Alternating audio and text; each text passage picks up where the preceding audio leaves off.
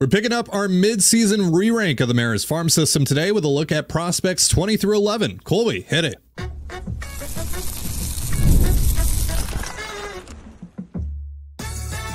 You are Locked On Mariners, your daily Seattle Mariners podcast. Part of the Locked On Podcast Network, your team every day.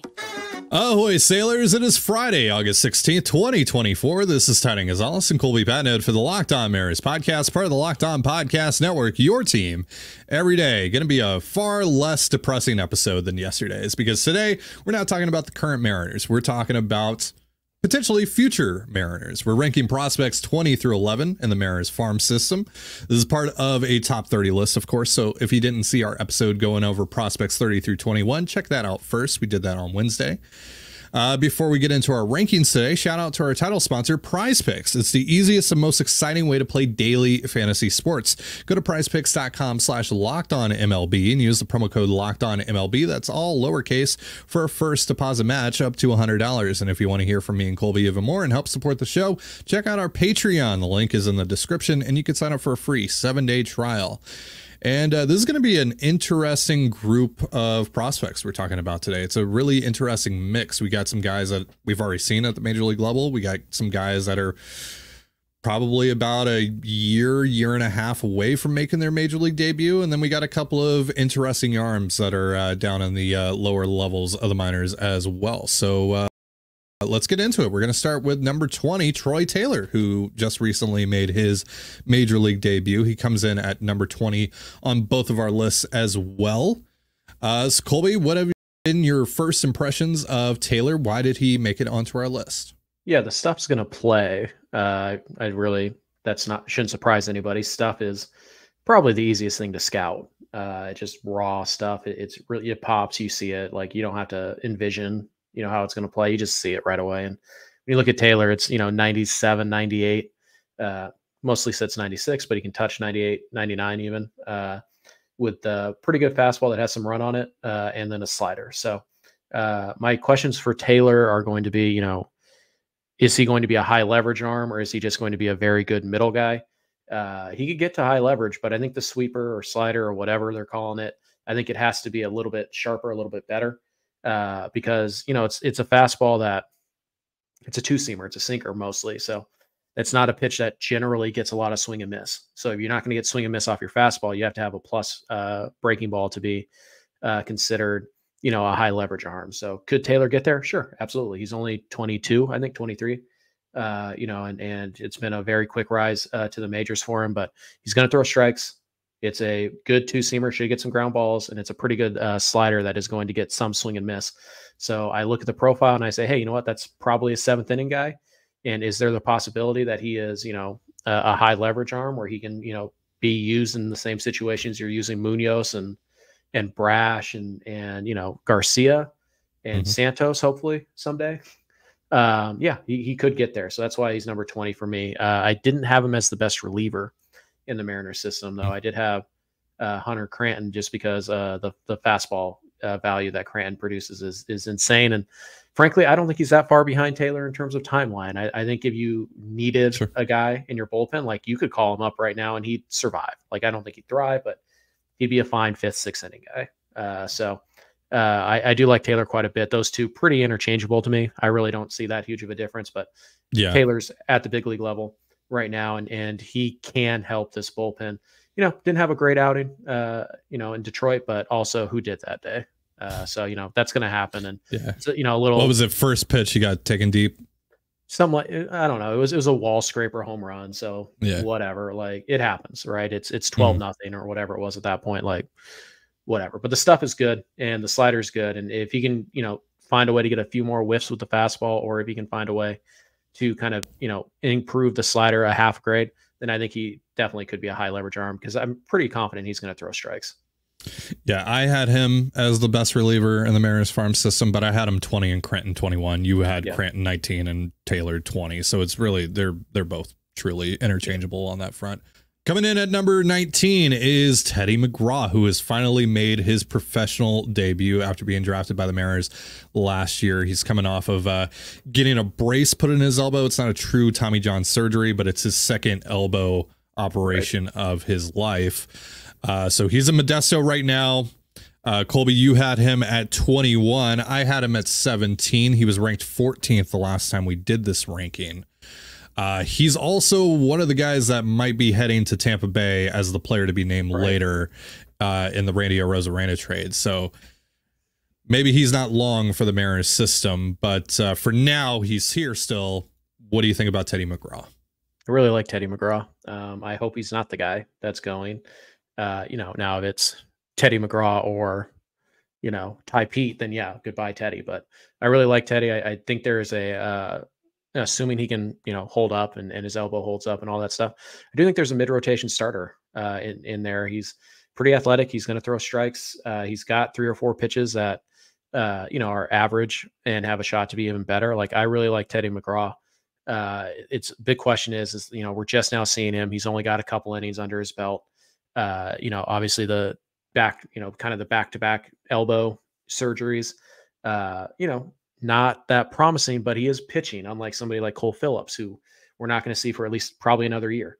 So McGraw, because he's just now getting started, it's hard for me to rank him any higher than I did, but I do really like the arm. And he's a guy who, if you told me 1 year from today, he was the best pitching prospect in the Mariners system, I could totally buy it. I could absolutely buy it. He's got that upside. This is a guy he was probably a first-round pick last year if he hadn't gotten hurt when he did, and he ended up going in the 3rd round. So the stuff is really good. He throws enough strikes right now. And obviously, again, he's got to hold up.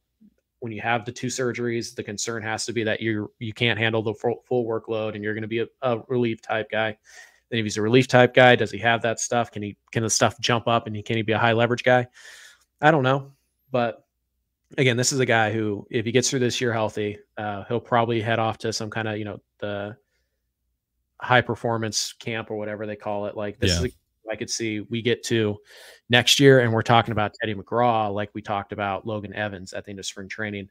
I could totally see McGraw taking that jump, but it's just going to take him a little bit while longer because they have to be a little cautious.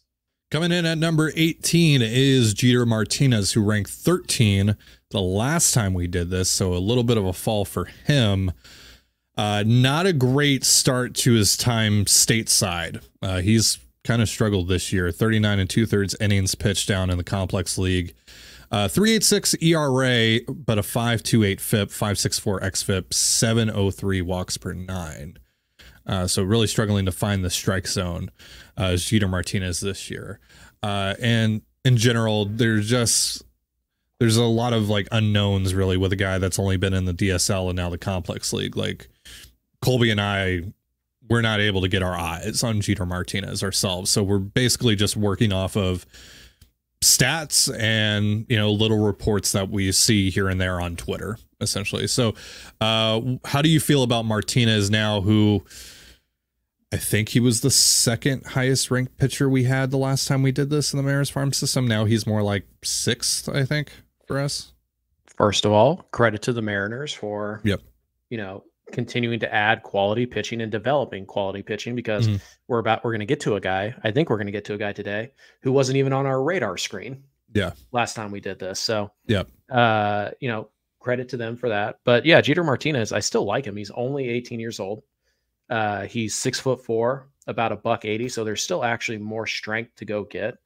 I still like the fastball shape. I think the breaking ball can take a step forward, but you can't walk 7 guys per 9 and, really factor into any conversation of anything other than a lottery ticket right now. So there's still good size. There's still good pitch shape and all that, but he's got to throw strikes and he's a pretty good athlete. So the fact that he's not throwing strikes, is it concerning?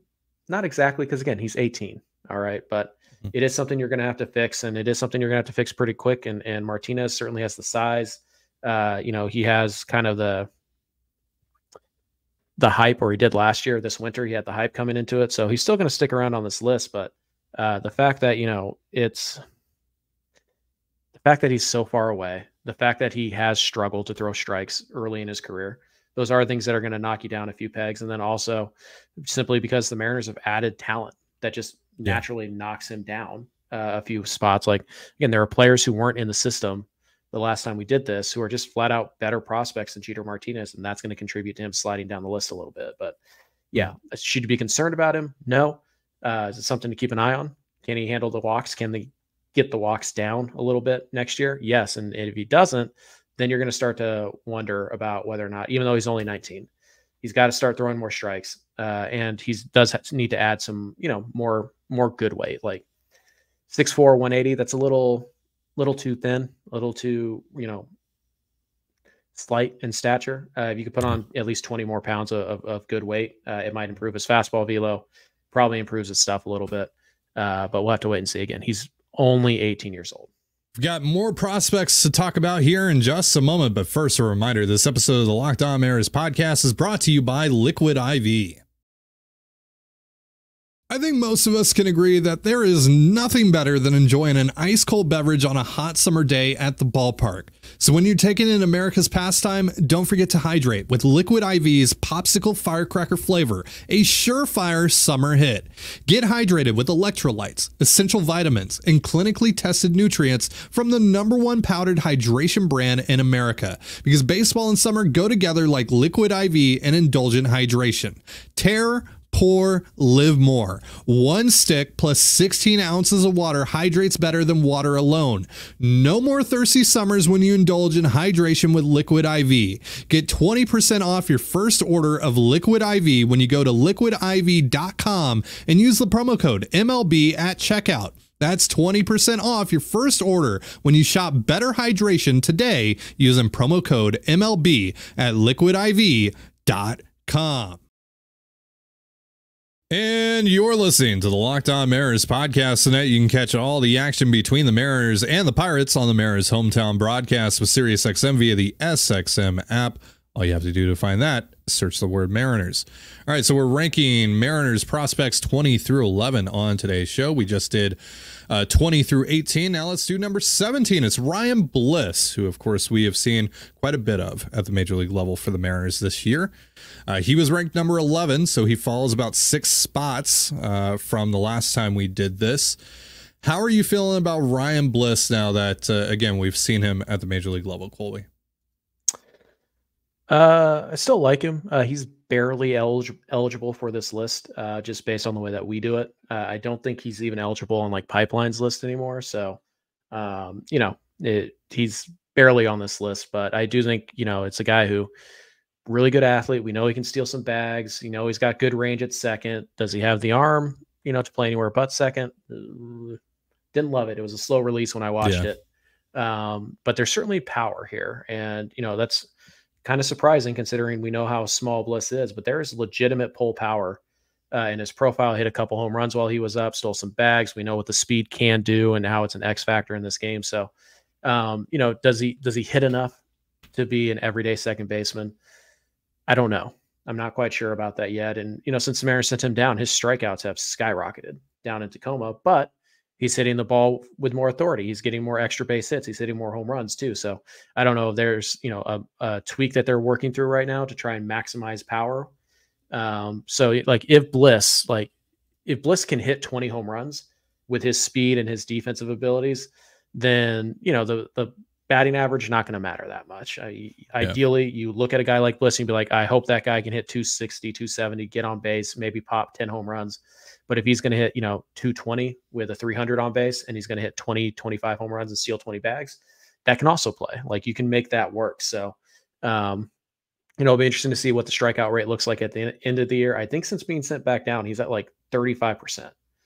So that's significant. And it's tough to imagine a player of his size and his stature striking out 35% of the time in AAA and being able to sustain any success at the big league level.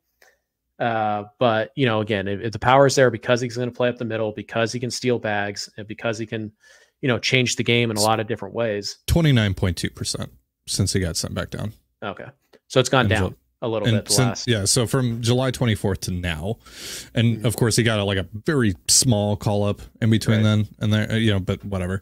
So it's been 29.2%, but a 138 WRC plus. Right. Again, hitting the ball, a lot of power. It's kind of a weird profile because a guy this small, typically you don't have power as his best offensive tool, but that's kind of what it is right now. And so, is Bliss a big leaguer? I don't know. Or I should say, is Bliss like an everyday big leaguer? I don't know. Is he a useful player that I can use off the bench, that I can platoon, that I can kind of move around a little bit? Yeah, I think he could be that guy. So I think there's, a little bit of Dylan Moore here. Obviously, Dylan's, more built. I like Bliss quite a bit. But, I think he's 24, 25 years old at this point. Like it's not like he's got a ton of time to prove himself. But he is still a fascinating player. And obviously he's, a really fun player. And I don't know if he's going to get a shot here is my concern. Like, I don't know if there's going to be enough playing time open up to him to take that shot, but I like the profile. I like the player. I like that there's multiple paths to him being a successful big leaguer. And we saw flashes like the great Marlin series that he had. And then it's very clear that he has tapped into more power. I mean, again, like you look at the numbers that he's posted in AAA since being sent down in late July. And then, the one game that he started in that small call up that he got, he had an absolute nuke off of Quintana. Can't remember who Quintana. it was. Yeah. But he smoked that ball. Coming in at number 16 is Dwell Joseph, one of the Mariners' more recent noteworthy international signings. 17 years old, down in the DSL. Doesn't turn 18 until next May. Yeah. So, and obviously the physique, he's 6'2", about $190, just loud tools. You just got to put them into the game, right? Like obviously tools are great, but doesn't matter. You have 80 grade power, Willie Mopena. If you can't hit a curveball, it's never going to show up. So, Joseph is a guy who I still think can play shortstop. I think he's either going to be third baseman or second baseman in the long run. I think that the power is going to play up. I think that he's going to hit, and we'll see where the run ends up. I feel like there's a shot that Joseph is Noel Marte.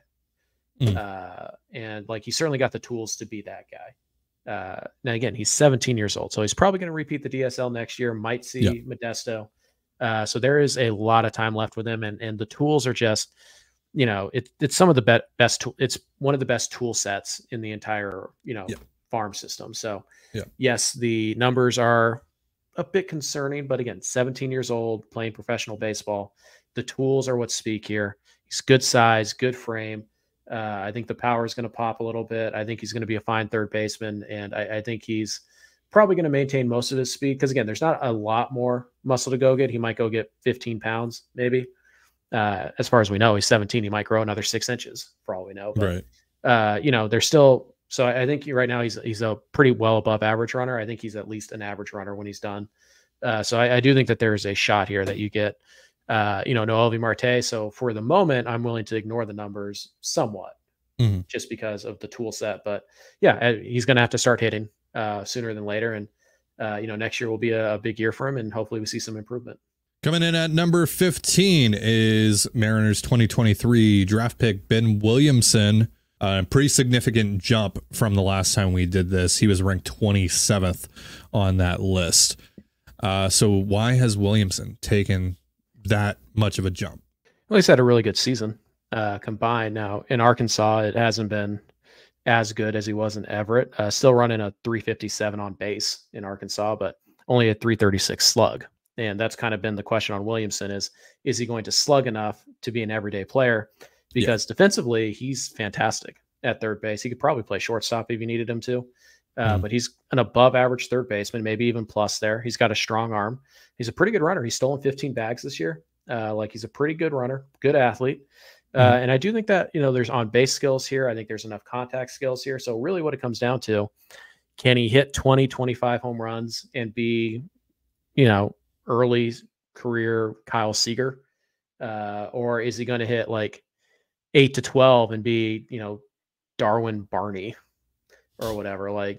That's a ball. Who's he going to be? So I do think, he's a plus third baseman, good arm. I know he can play shortstop. He's athletic enough to play shortstop if you need him to. Which means he could probably play second base if you need him to. Like, there's a legit, utility guy here, but you need him to hit for more power to be an everyday player. And because we haven't seen that power yet at AA, it's hard for me to project. And we didn't see like otherworldly power at Everett either. We saw good power, good pop, but not average. But it was more doubles. It wasn't over the wall. He only has 3 home runs in his pro career. Right. All those coming this year, 2 in Arkansas, 1 in Everett. But yeah, he was hitting for more doubles down in Everett. 11 doubles and 111 at bats, or 130 plate appearances in Everett. In Arkansas, it's 15 doubles, but and 305 plate appearances. Right. It's just really tough to be an everyday third baseman in this league if you're going to hit, 11 home runs. It's really tough to make that. I mean, Josh Rojas is technically doing it right now. Sure, but does anybody think that you're fine at third base? Like, nobody wants to upgrade off of Josh Rojas. So, no. He's going to have to find some power. Now, again, to be fair to him, Arkansas, that home ballpark, absolutely saps right-handed power, particularly right-handed power. But Williamson, that was his question coming in, and so far he hasn't answered it. He'll probably find AAA next year. He's 23 all year, but he'll probably start next year in AAA, and then we'll see. Like, I think this winter for him, it's all about adding finding a way to loft the baseball, get more lift and get more backspin on the ball, and maybe sacrifice a little bit of your hit tool because, if you're going to play third base, you'd rather be 230, 330, 450 than, 260, 350, 400. Like, it's just something that you have to work on. And while Williamson can play shortstop, he shouldn't play there every day. So the power is going to have to show up at some point. Otherwise, you just kind of have a nice little utility player on your hands, and that's still valuable. I still like Ben Williamson. I think there is more power to go get, but he does have to do it. Like, it's not like he's 6'4" and 160. Like, he's pretty well built out. He's an older guy, so he's got to find it in his swing. He's got to make a swing adjustment, and if he does, I think there's a shot that he can be an everyday big leaguer. And I think we'll see him next year at some point. Yeah, might only be a quick call up, but I think we will see him at some point, assuming that he's still in the organization, of course. Sure. All right, we got the final 4 prospects of the day to go over here in just a moment. But first, a reminder: this episode of the Locked On Mariners podcast is once again brought to you by PrizePicks. PrizePicks is the easiest and most exciting way to play daily fantasy sports. Unlike other apps, on PrizePicks, it's just you against the numbers. All you do is pick more or less on 2 to 6 player stat projections and watch the winnings roll in. You can now win up to 100 times your money on PrizePicks with as little as 4 correct picks. You can turn $10 into $1,000. PrizePicks is available in more than 30 states across the country, including California, Texas, and Georgia. This Saturday, PrizePicks is giving you a free pick. Take Israel Adesanya to get more than 0.5 significant strikes in his title fight at UFC 305. It's free money. Download the PrizePicks app today and use the promo code LOCKEDONMLB for a first deposit match up to $100. That's promo code LOCKEDONMLB on PrizePicks for a first deposit match up to $100. Pick more, pick less. It's that easy. And you're listening to the Locked On Mariners podcast. Once again, tonight you can catch all the action between the Mariners and the Pirates on the Mariners hometown broadcast with SiriusXM via the SXM app. All you have to do to find that this weekend is search the word Mariners. All right, let's get into the final 4 prospects we have to go over today as we do prospects 20 through 11 of our mid-season re-rank of the Mariners farm system. And coming in at number 14, Michael Morales, who's had kind of a breakout season. He was ranked 23rd. The last time we did this, it seemed like he had stagnated as a prospect. And now, a few months later, he has really elevated his profile. It's been really nice to see. He's made his way all the way to Arkansas. Hasn't gone particularly well for him, but it's a small sample size. Colby, how impressed have you been with Michael Morales this year? Yeah, obviously the numbers are really interesting. Now, remember when Morales was drafted in the 3rd round back in 2021, he was a Vanderbilt commit. They overpaid. He was over slot a little bit. And the idea was that he was going to kind of get bigger, stronger, fill out. Fastball still, 91, 92, 93. So there needs to be more velo there for him to reach his ceiling. But I did talk to Oliver Bochter of Future Star Series. Yeah. And he's seen him live a couple times this year. So I asked him what he thought about him because I was having trouble placing him because, the stuff to me still reads pretty ordinary. Yeah, it kind of seems like a number 5 starter. And what he told me was pretty interesting. He says it's a 5 or 6 pitch mix. So it's a fastball, sweeper, a slider, cutter, changeup, and a curveball. He throws enough strikes and he mixes in all those pitches really well. But he is concerned about the fastball value because again, it's 91, 92, 93. Yeah. He says the pitch needs more presence, which I thought was pretty interesting. Did throw a comp on him that I thought was pretty interesting. He talked about Nick Martinez. Okay. And also maybe a Ross Stripling type. So that's a useful pitcher. Yeah. And that's, kind of a number 5 or kind of a go between or a multi-inning reliever type. And again, the guy literally just turned 22 3 days ago. So still time. He's 22 in AA. That's right on line. That's totally fine. Like he's got a couple years before you have to really start to be concerned about him tapping out, but there's not a lot of strength left to go get. I don't see there's not a lot to add to that frame. So he's going to have to either, improve all of his secondaries or he's going to, just kind of have this mediocre fastball. And to me, like his ceiling like where he kind of comps out right now is it just kind of feels like what we've talked a lot about with Emerson Hancock, where he's just like, he's going to throw strikes. He's going to pitch his way, or like he's a grinder, he pitches his way through tough spots and he's not going to give in and he's going to throw strikes and he's just going to kind of, bulldog his way through lineup a couple times, and that's where he is right now at 22 years old. So I think all of that combined makes me higher on him than I was coming into this year. But obviously, there's still concerns because if your fastball is mediocre at best, boy, you better have pinpoint command or you better have really good secondaries. And I don't think Morales is there yet. But again, because he's 22, because he's taken this big leap this year, it's possible he can take another leap next year. And all of a sudden, we're talking about like a number 4 starter who's, throws strikes at 23, 24 years old. Coming in at number 13 is a man that Jerry DiPoto came onto this show and absolutely gushed about. And we have learned a lot about him over the last few months. That is Logan Evans, who is now in AA Arkansas, of course. Came in at number 14 on Colby's list, 12 on mine. He was 29th the last time we did this. So they tried to experiment with him as a reliever. That did not go according to plan.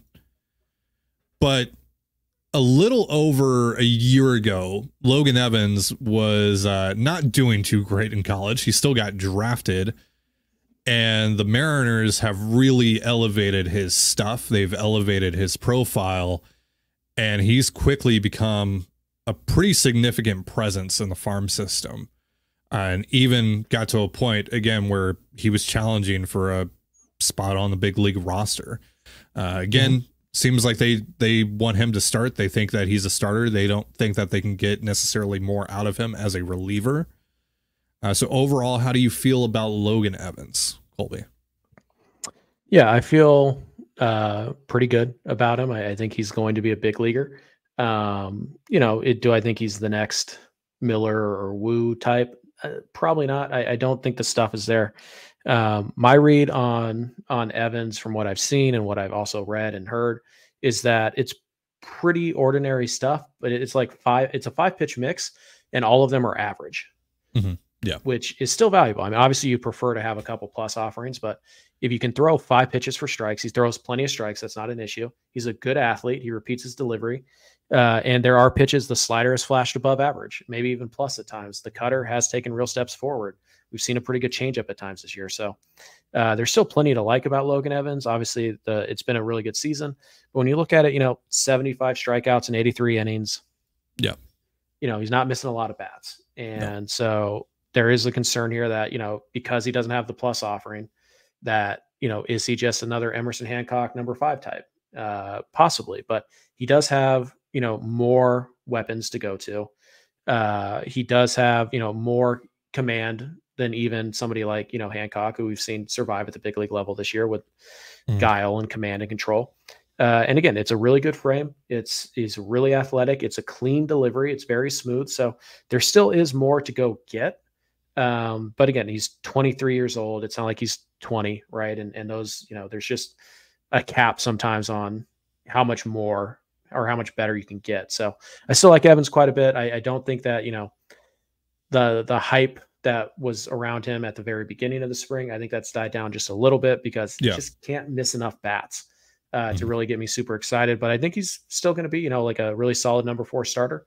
You know, and I think he's probably going to have that workhorse quality where he's going to go 180 innings for you. I like the frame. The stuff is good enough. He throws a ton of strikes and he's athletic. So there's lots to like here. I think that idea that like, oh my God, did the Mariners find another, you know, number 2 starter, you know, late in the draft? It's like, no, they didn't, but they probably found a major league starting pitcher, at least in the next year or two, in the 11th, 12th round last year. And they've already gotten him to Double-A. So yeah, Evans is a really good prospect. He's just, you know, I was hoping that maybe he would take that jump and be like, you know, top 5 at this point. He just hasn't. He's just been, you know, really good year, but not elite. Nothing to get super excited about yet. Well, let's talk about another 2023 draftee along with Logan Evans, who has just burst onto the scene this year.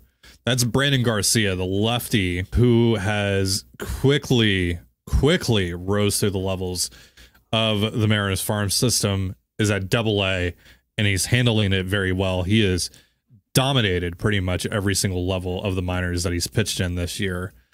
Like you talked about earlier on in the show, we didn't have him ranked the last time we did this. We didn't even talk about Brandon Garcia whatsoever. He didn't even cross our minds. Now he has quickly become one of the Mariners' better pitching prospects and might be able to make his debut as soon as next year with the way he is looking right now, because he doesn't look overmatched in Double-A.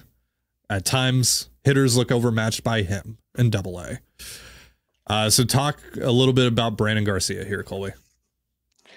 Yeah, it's really fun that the Mariners did this. Garcia, the 11th round pick, Evans, the 12th round pick next year. And it looks like the Mariners have gotten at worst 2 back-end starters out of day 3 picks, but possibly with Garcia, there might even be a high leverage lefty in here if it doesn't work out in the pen. And, you know, Garcia ahead of Evans, I don't think you're going to see many lists that have it that way. But to me, the fastball value and the cutter that Garcia have, those are both plus pitches right now. And he's throwing. And also, unlike Evans, he's actually missing bats in Double-A. 119 strikeouts and 98 innings total, 34 strikeouts in Double-A and 29 innings. That leads all Mariners minor league pitchers, by the way. Right. Opponents are hitting just 206 against him in Double-A. He's getting a ton of ground balls, ton of soft contact. It's fastball, cutter, slider. He's 6'4", about 235. Like, he's well built. I think that the slider, or I think that the cutter and the fastball are better than any pitch Logan Evans has right now, and he's got both of them. And the slider is no chump either. So yeah, I do think that Garcia just has a higher upside. I think he's got a higher ceiling. He's throwing, you know, plenty of strikes, 36 walks and 98 innings. He's challenging guys. He's got the size. I do think that there is a lot of value here in Garcia. And again, this is a guy who drafted, most people said, bullpen guy, like throw him in the bullpen, whatever, maybe he can get some lefties out.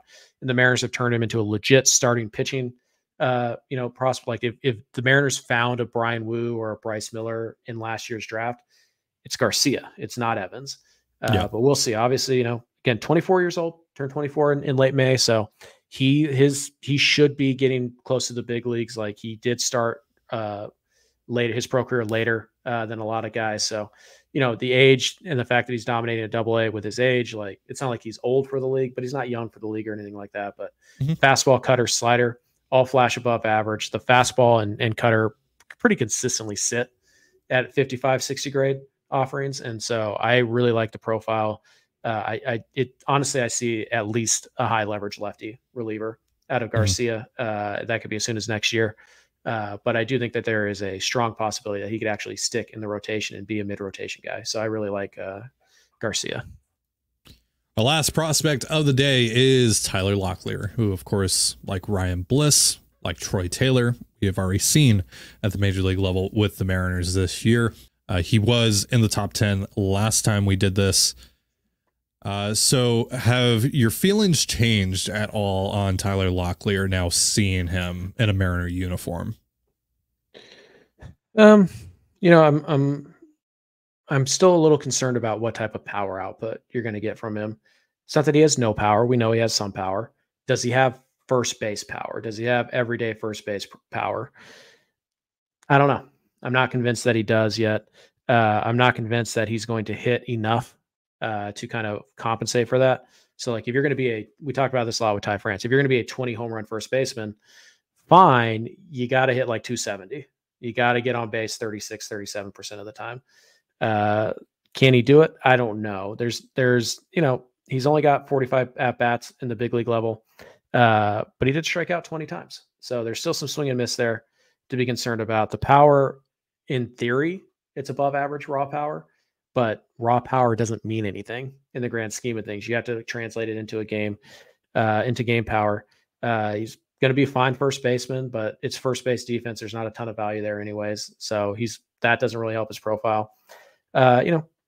Decent runner for a guy his size, but I don't know. I'm still on the fence about whether or not Locklear is an everyday player at the big league level or not. I know that the power is there. I know the raw power is there, but I got to start seeing it, in game. And we've seen it in bits and pieces. Like, he's hit a couple home runs, and this year, 14 home runs. That's not terrible. But you combine, it's 16 home runs and about 400 at bats. Like, that's borderline everyday power for a first baseman. And, he's spent a good chunk of this season in Tacoma, which obviously we know that the power in Tacoma, like, much easier to be a power hitter in Tacoma than it is in Arkansas. So still like the bat. I still like the profile overall. I wouldn't say I've given up on him whatsoever, but I just haven't had as many questions answered about him as I would like. So right now, I don't know. If he's not going to hit 30 home runs, he's got to be an above average hitter. Like, he's got to be a 55 bat. I don't know if he can hit 30 home runs. I don't know if he can be a 55 hitter. Right now, to me, kind of looks like it's 45 power, 50 hit. And that's really borderline to be an everyday player. And again, because he's 23 years old, it's not like he's old.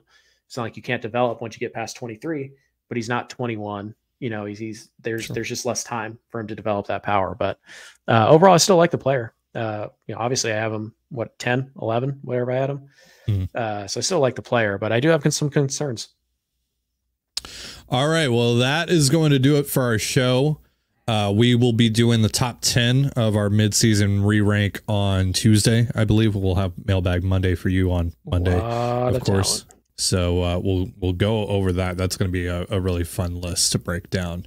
But before we get out of here, a reminder that Locked On has launched the first ever national sports 24/7 streaming channel on YouTube, and now it's also available on Amazon Fire TV and the free Fire TV channels app. Locked On Sports Today is here for you 24/7, covering the top sports stories of the day with the local experts of Locked On, plus our national shows covering every league. Find Locked On Sports Today, now available on the free Fire TV channels app. Thank you so much for joining us here on the Locked On Mariners podcast. For Colby Patnode, I'm Ty Gonzalez. Be sure to give us a follow on Twitter at @LO_Mariners. You can follow me at Ty Gonzalez and Colby at CPAT11. That's CPAT11. You can also find all that stuff in the description of this episode. Now head on over to Locked On Seahawks to get all the latest out of training camp from Corbin Smith and the gang. Tell them Ty and Colby sent you. Have yourself a beautiful baseball day, and we'll see you next time. Peace.